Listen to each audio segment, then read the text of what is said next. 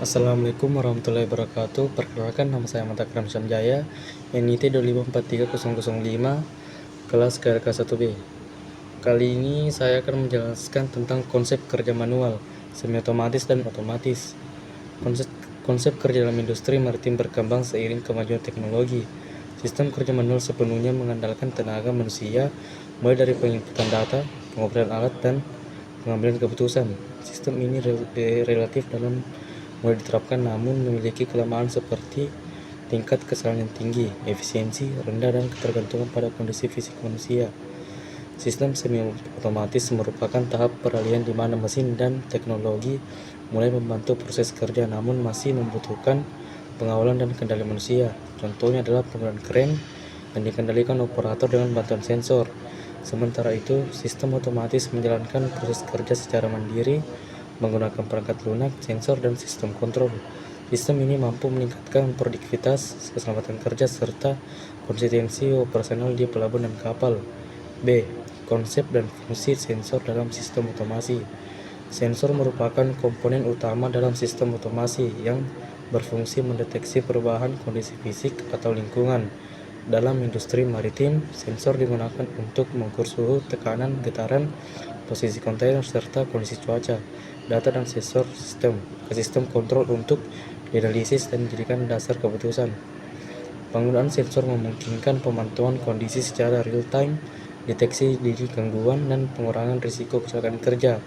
Dengan sensor, sistem otomasi dapat bekerja secara akurat dan responsif terhadap perubahan kondisi operasional. Yang ketiga, C.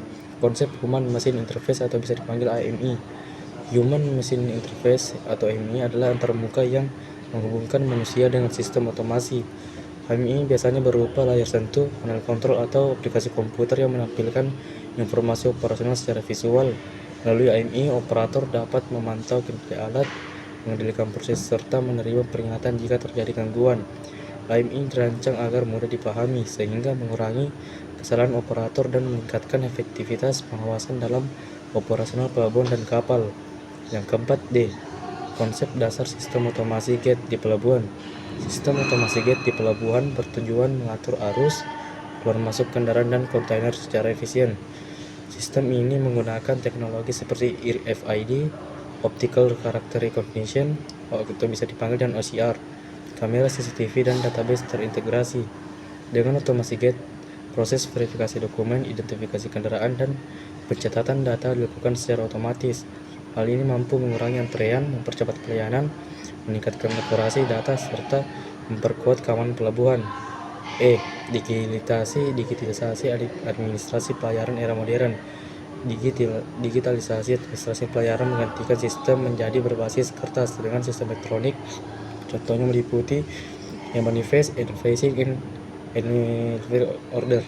Digitalisasi mempercepat proses administrasi, transportasi, serta memudahkan pancaran dokumen. Selain itu, sistem digital mendukung integrasi antar instansi seperti pelabuhan dan perusahaan pelayaran. F. Penerapan otomatis dalam supply chain maritim. Supply chain maritim mencakup rangkaian aktivitas mulai dari pengiriman barang, bongkar muat, penyimpanan, hingga distribusi ke hinterland.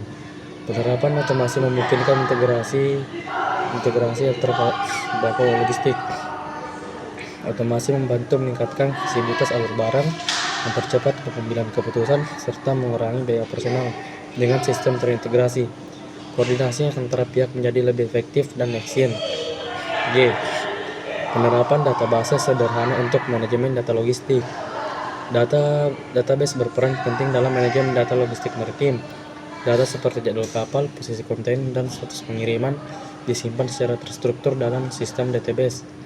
Penggunaan database memudahkan pencarian data, mencegah duplikasi informasi, serta mendukung pelaporan dan analisis.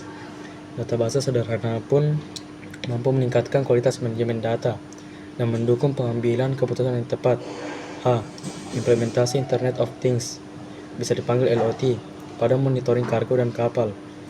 Internet of Things atau IoT memungkinkan berbagai perangkat terhubung dan saling bertukar data melalui jaringan internet.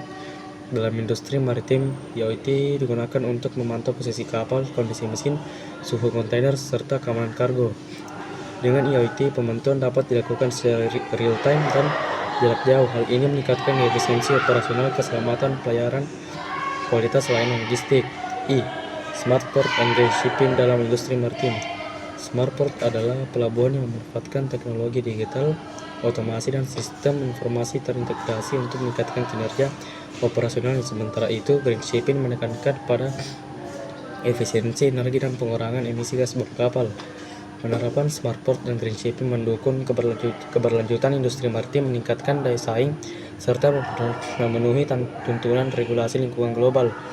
J. Sistem keamanan dalam sistem otomasi pelabuhan. Sistem keamanan dalam otomasi pelabuhan mencakup aspek fisik dan digital. Keamanan fisik meliputi CCTV, kontrol akses, dan sistem pemantauan area. Keamanan digital mencakup perlindungan data, sistem enkripsi, dan keamanan jaringan. Keamanan yang baik memastikan kelancaran operasional, melindungi aset dan data, serta mencegah gangguan baik dari segala teknis maupun ancaman cyber. Sekian presentasi dari saya tentang automation skill. Sekian, terima kasih. Assalamualaikum warahmatullahi wabarakatuh.